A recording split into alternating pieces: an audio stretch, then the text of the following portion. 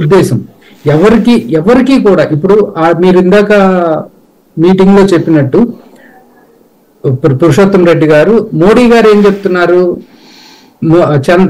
షర్మిల జగన్ ఒకటే, వాళ్ళిద్దరూ వేరు కాదని చెప్పి మోడీ గారు చెప్తున్నారు. చంద్రబాబు గారు ఏం చెప్తారు, షర్మిలాని బయటపడేశారని చెప్తారు.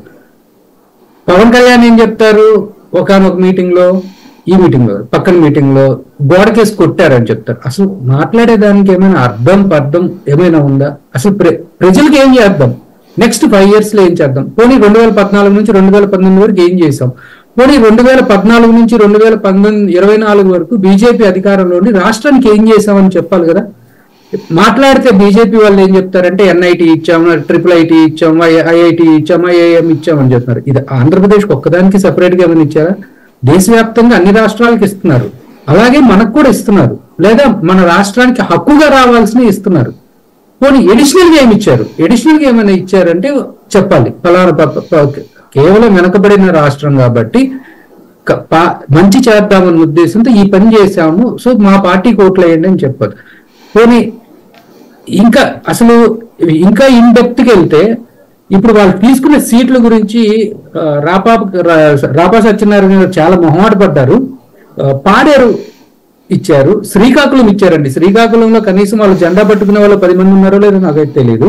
కైగ్లూరు గురించి చెప్పేశారు, తర్వాత విజయవాడ వెస్ట్ గురించి చెప్పారు, తర్వాత బద్వేల్ గురించి చెప్పారు. బద్వేల్లో మొన్న తెలుగుదేశం పోటీ చేయకపోయినా తెలుగుదేశం శ్రేణులు మొత్తం ఉప ఎన్నికల్లో బీజేపీకి మద్దతు ఇచ్చిన వాళ్ళకి వచ్చిన ఓట్ల శాతం చూసాము. జమ్మలమడుగు ఇస్తున్నారు, ధర్మవరం ఇస్తున్నారు. సో ధర్మవరంలో అసలు 4.5 సంవత్సరాల క్రితం పార్టీలో చేరినటువంటి వరదాపురం సూరి కనీసం 4 సంవత్సరాల పాటు అక్కడ ఎలాంటి యాక్టివిటీ చేయలే పార్టీకి. సో వీళ్ళ నిబద్ధత ఏంటి? ఎందుకు అసలు వీళ్ళు రేపు పొద్దున ఒకవేళ గెలిచిన ఏ పార్టీకి పనిచేస్తారో కూడా తెలియకుండా వాళ్ళే క్యాండిడేట్లు ఎవరు డిసైడ్ చేస్తారు? చంద్రబాబు డిసైడ్ చేస్తారు వీళ్ళ క్యాండిడేట్లు. అదేం ఉద్దేశం? సో అట్లాగే ఇక్కడ ముఖ్యంగా మనం ఇంకోటి గమనించాల్సింది ఏంటంటే అండి, ఈ అలయన్స్ అనేది టోటల్ ఫెయిల్యూర్.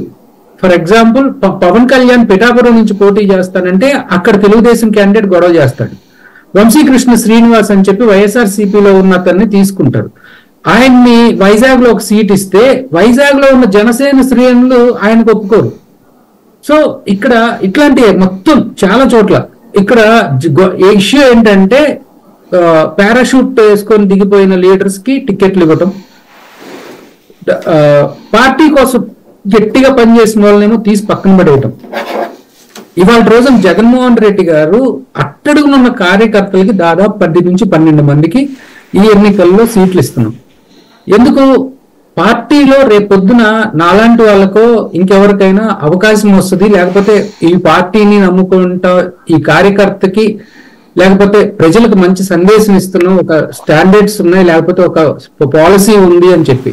సో ఆంధ్రప్రదేశ్ కు సంబంధించినంత వరకే ఎందుకు బీజేపీ ఇలా పడిపోతా ఉంది? పక్కనున్న రాష్ట్రం చూస్తా ఉన్నాం, తమిళనాడులో ఆయన పేరు మర్చిపోయాను, అన్నామలై. ఆయన ఉర్రూతులో ఇస్తున్నారని చెప్పి అన్ని పత్రికలు రాస్తాయి. మరి